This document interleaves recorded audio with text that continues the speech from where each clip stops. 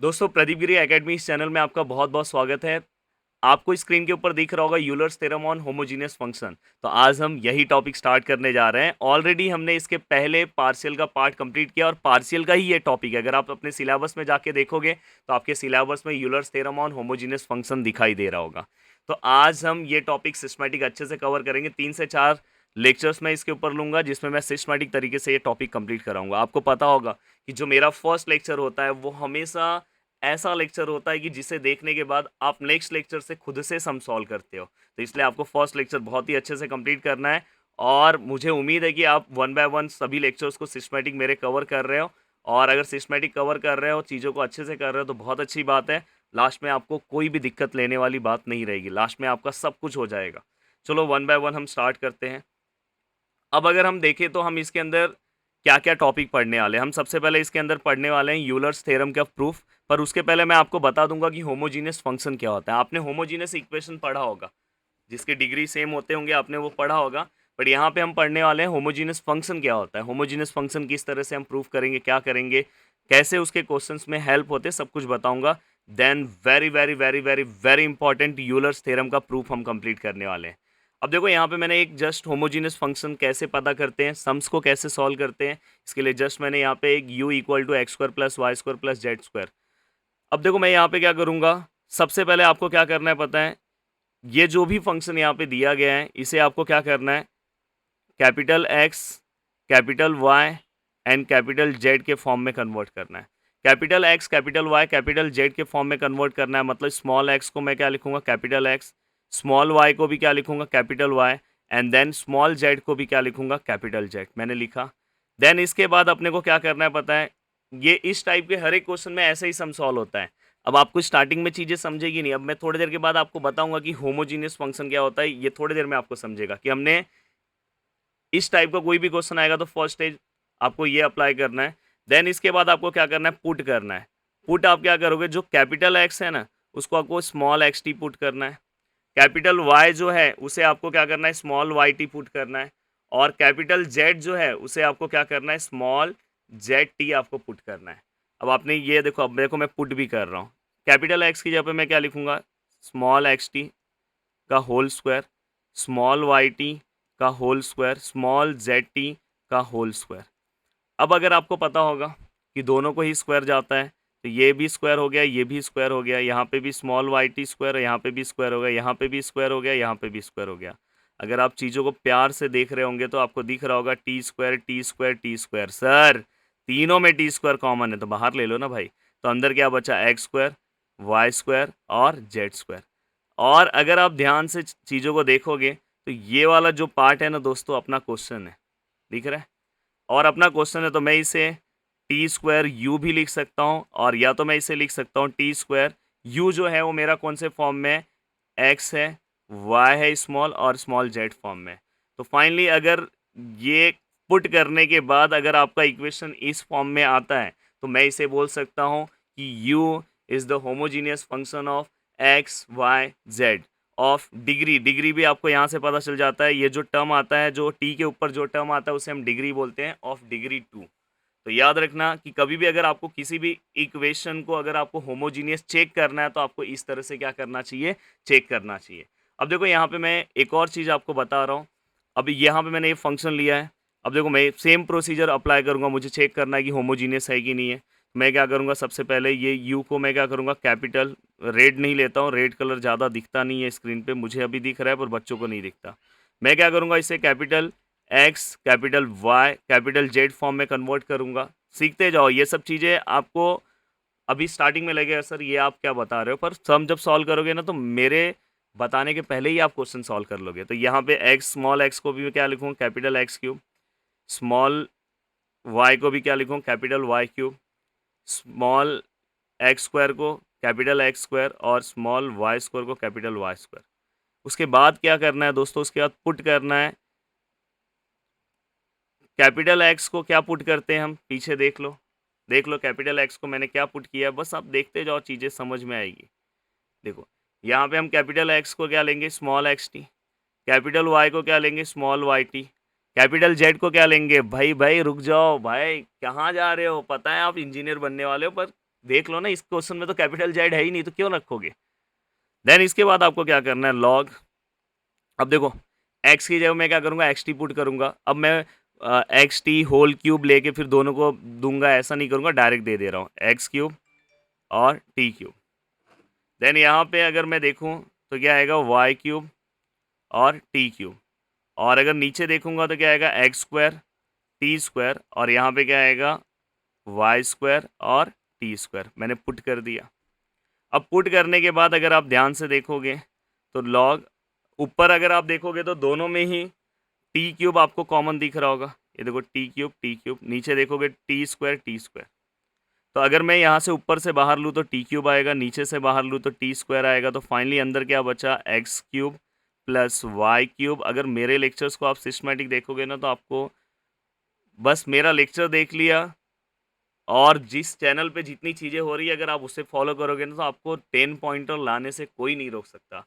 Already आपको पता होगा मैंने यूनिवर्सिटी में टॉप किया है भाई, ऐसे ही नहीं पढ़ा रहा हूँ। तो जो चीज़ें दे रहा हूँ बस अच्छे से करो। तो यहाँ पे एक्स स्क्वायर और यहाँ पे क्या आएगा, वाई स्क्वायर। अब ये होने के बाद आपको, अब मैं थोड़ा साइड में सॉल्व करा रहा हूँ। अब अगर ध्यान से देखोगे तो यहाँ पे क्या होगा, लॉग आएगा। अब लॉग के बाद अंदर, हाँ अंदर जो टी क्यूब और टी स्क्वायर है, यहाँ पे सब चीज़ें बेसिक से होती है। 8 क्लास में हमने एक कॉन्सेप्ट पढ़ा है, इंडाइसिस, इंडेक्स पढ़ा होगा। इंडाइसिस में हमने पढ़ा कि ये जब ए सेम होगा तो जो ऊपर वाला टर्म है माइनस नीचे वाला टर्म हम लिखते हैं।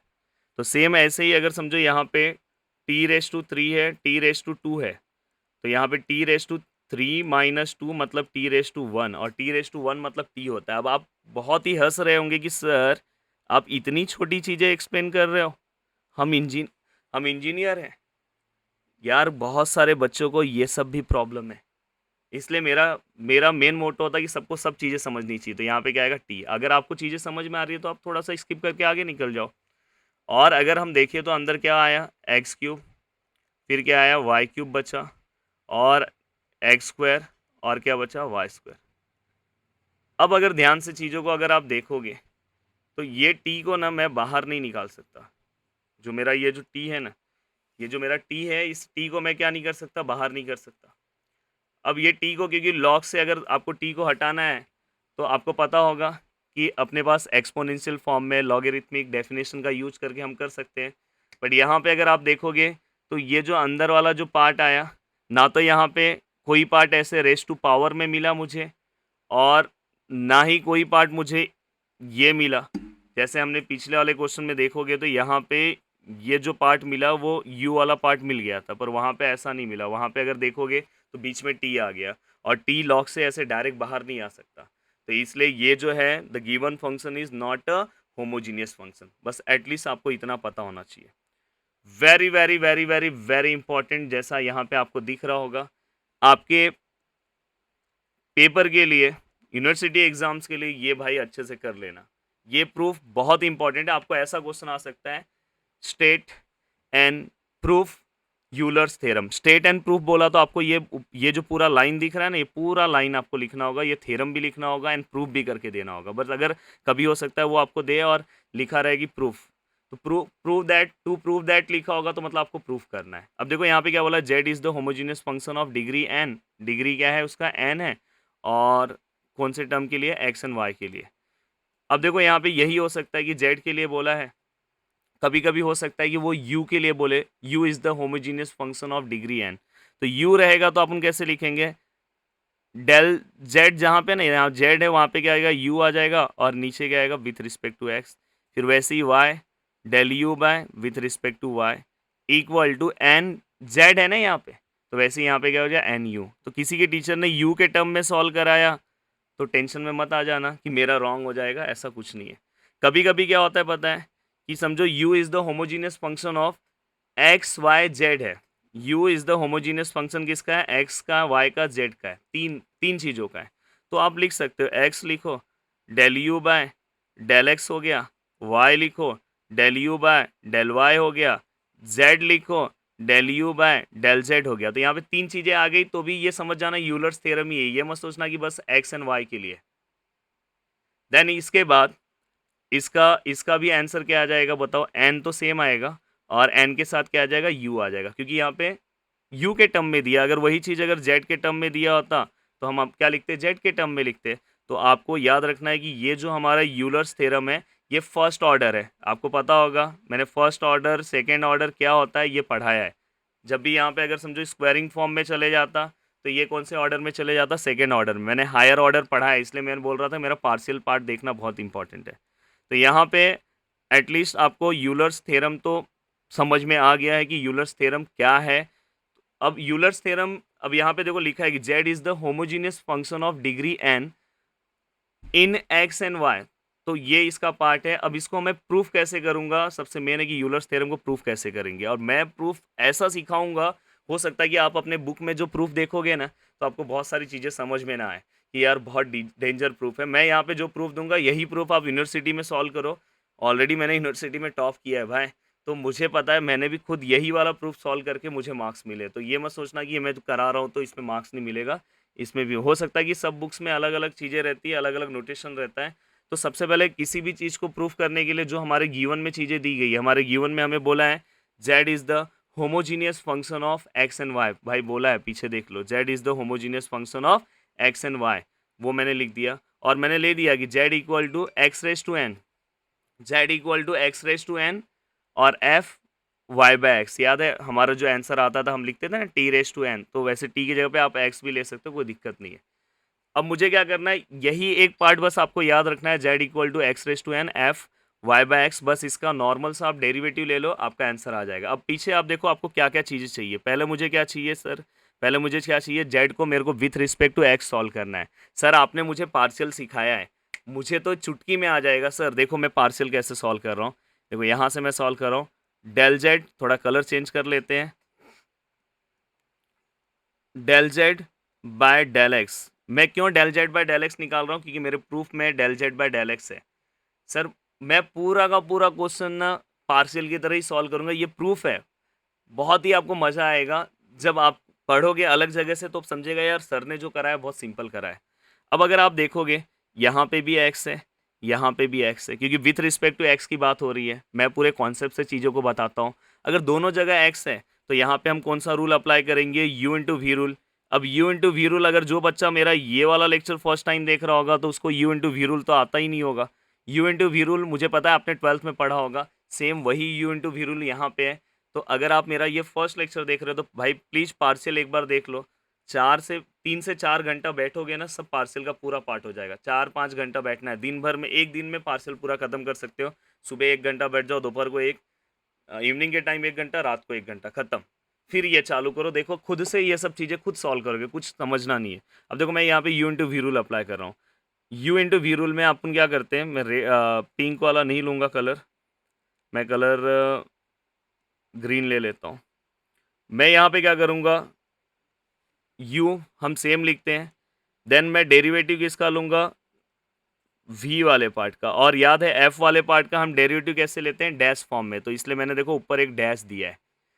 अब यहाँ पे जो मैंने इस पार्ट का डेरिवेटिव लिया, एक्चुअल में देखे तो यहाँ पे क्या आना चाहिए था? जब मैंने इसका डेरिवेटिव लिया तो यहाँ पे क्या आना चाहिए था? एक्स का डेरिवेटिव जो भी है नॉर्मल आना चाहिए था। बट अगर मैं यहाँ पे देखूँ तो यहाँ पे मुझे एक्स नहीं दिख रहा है, यहाँ पे मुझे वाई भी दिख रहा है, दिखाई दे रहा है यहाँ पे वाई बाय एक्स फॉर्म में दिखाई दे रहा है यहाँ पे।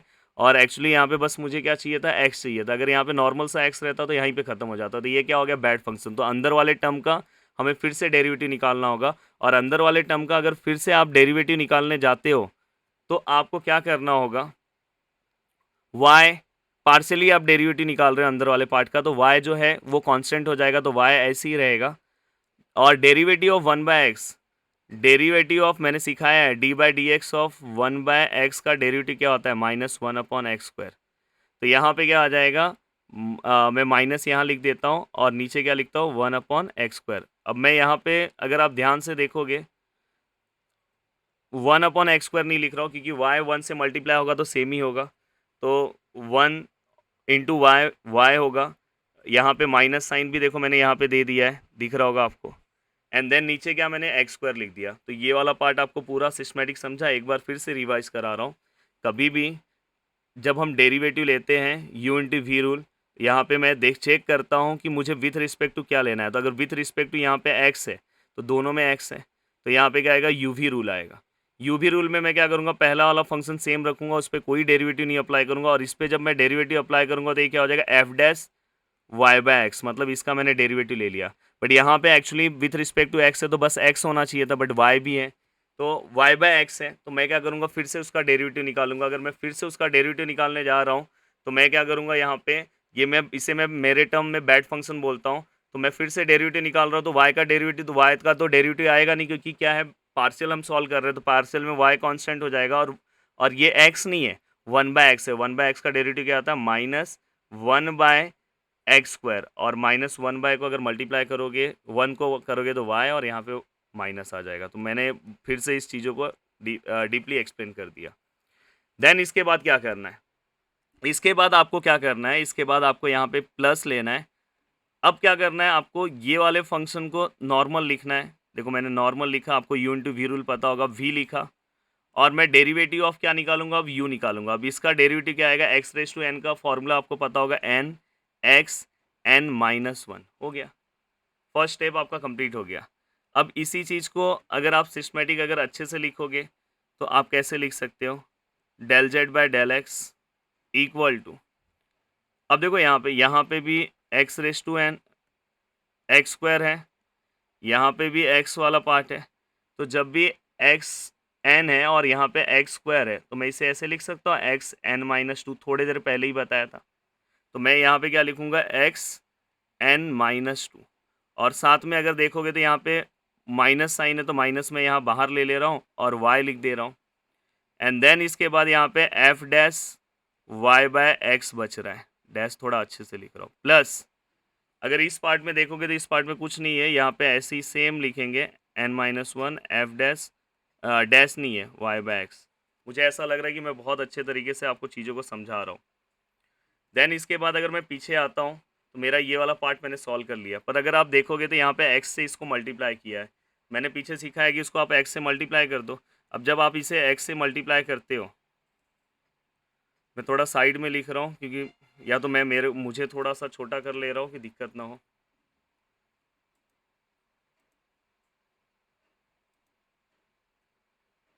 थोड़ा सा, हाँ, अब देखो मैंने मुझे छोटा कर लिया, सम सॉल्व होना चाहिए, मेन सम है, मैं छोटा हो जाऊंगा चलेगा।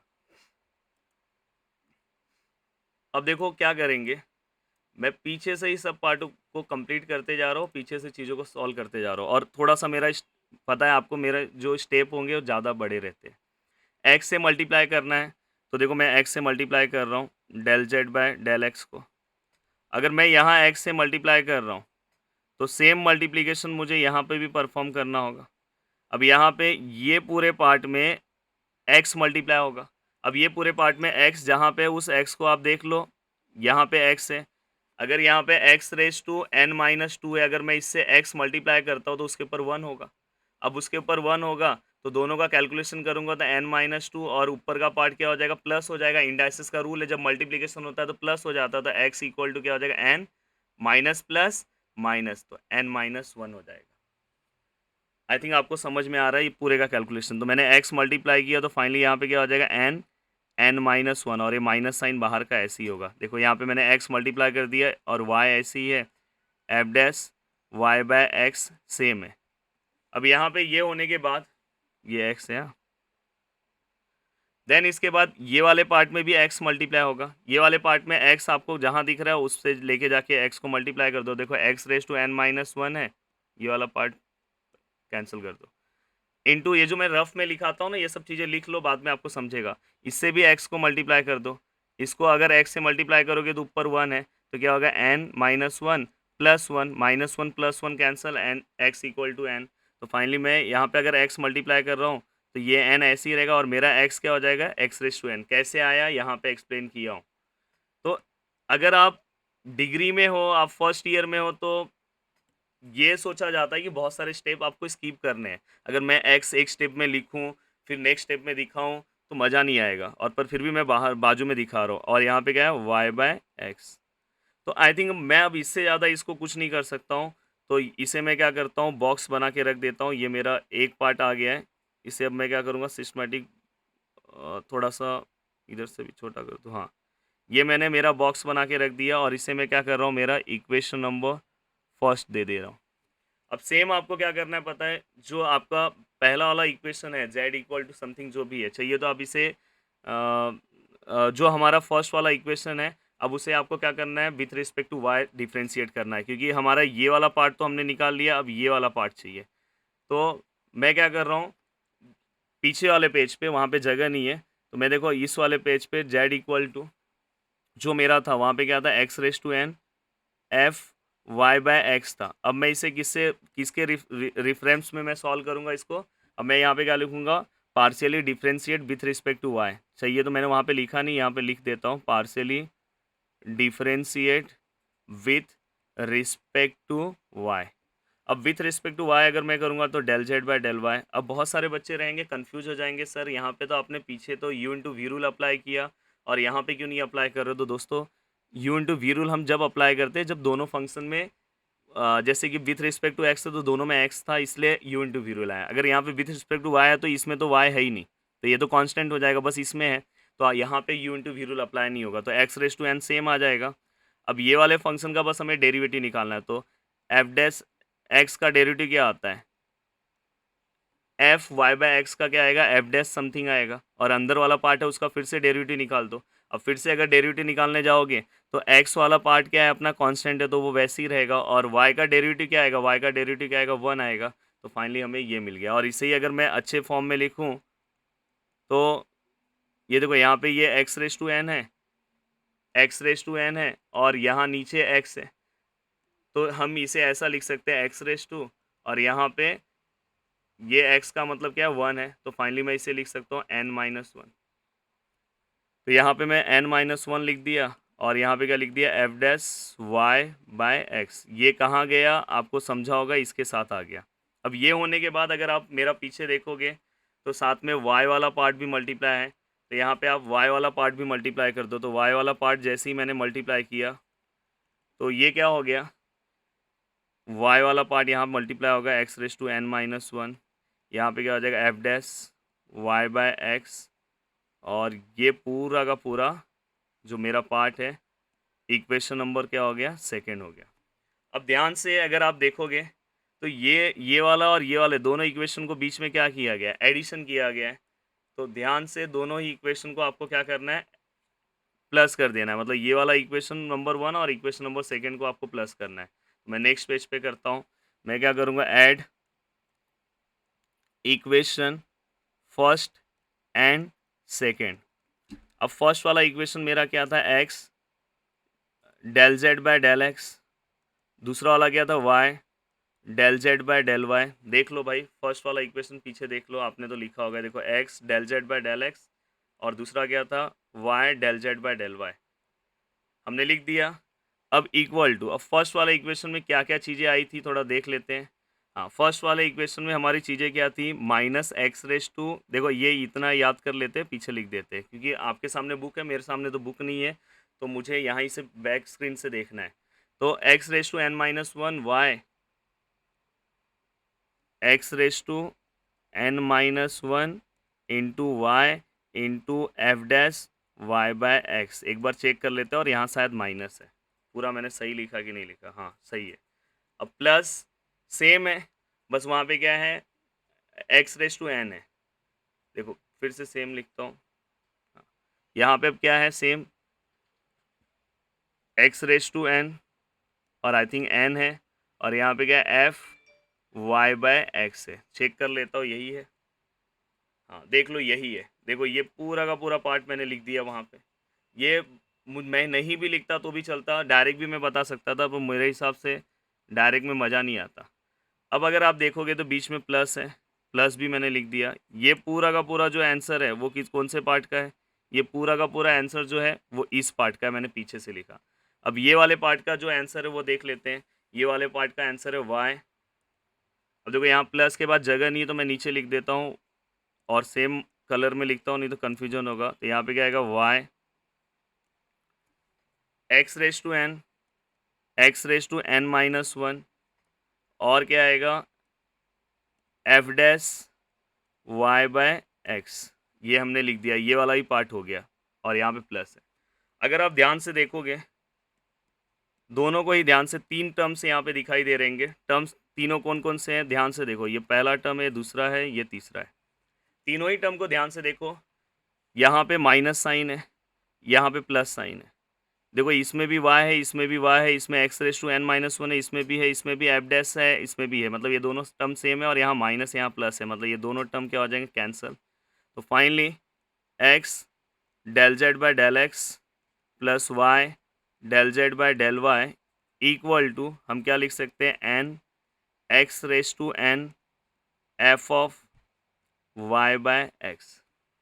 ये मैं लिख सकता हूँ फाइनली। और अगर मैं ये लिख सकता हूँ, अगर मैं ये सिस्टमेटिक अगर मैं लिख सकता हूँ, तो मुझे ऐसा लग रहा है x del z by del x plus y del z by del y equal to,